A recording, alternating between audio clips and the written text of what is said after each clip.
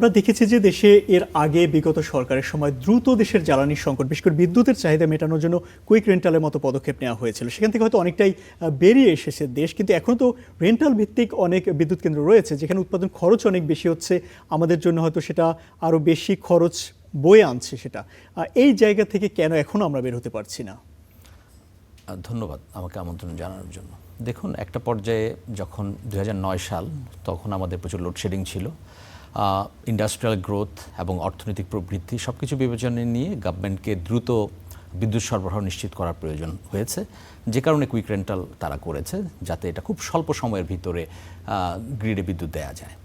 কারণ তখন এক সময় 4,500 থেকে 4,900 মেগাওয়াটের মতো ইনস্টল ক্যাপাসিটি ছিল এবং চাহিদার সাথে 3-4 মেগাওয়াটের একটা গ্যাপ ছিল।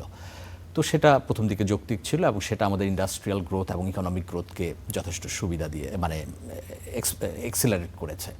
পরবর্তীতে যেটা হয়েছে, আমাদের যখন যথেষ্ট সক্ষমতা হয়ে গেছে 2016-17 সালের দিকে, ইনফ্যাক্ট 2018-19-এ গিয়েই আমরা দেখতে পেলাম যে সারপ্লাস ক্যাপাসিটি হয়ে গেছে উৎপাদন সক্ষমতা অনুযায়ী।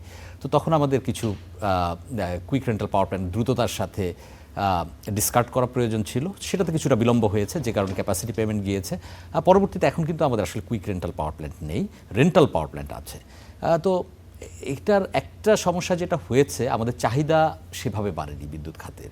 একটা কারণ তো অবভিয়াসলি কোভিড-19 ছিল, তার পরবর্তীতে আবার ইউক্রেন রাশিয়া ক্রাইসিস, এবং এখন তো আবার দেখতে পাচ্ছেন মিডল ইস্ট ক্রাইসিস। সো একটার পর একটা সংকট আমাদের চলেই আসছে, যে কারণে আমাদের আসলে সেভাবে ইন্ডাস্ট্রিয়াল গ্রোথ হচ্ছে না। অন্যদিকে আমাদের যে বিদ্যুৎ খাত, এটা মাত্রাতিরিক্ত আমদানি নির্ভর। ইনফ্যাক্ট আমাদের ওভারঅল প্রাথমিক জ্বালানির খাতটাই মাত্রাতিরিক্ত আমদানি নির্ভর হয়ে গেছে, যে কারণে আমরা পর্যাপ্ত জ্বালানি সরবরাহ করতে পারি না, ফলে বিদ্যুৎ কেন্দ্র বসে থাকে।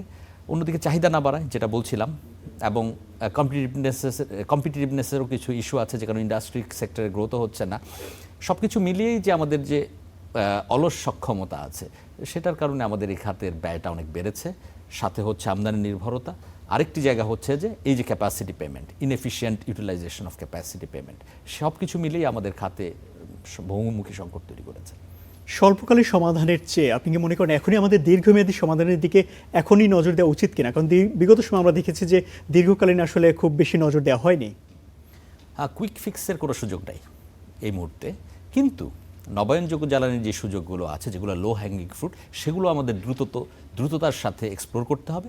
কিন্তু আমাদের এখনই আমাদের মধ্যম এবং দীর্ঘমেয়াদী পরিকল্পনাগুলো ফাইনাল করে সেই অনুযায়ী প্রপার অ্যাকশন প্ল্যান করে এগোতে হবে।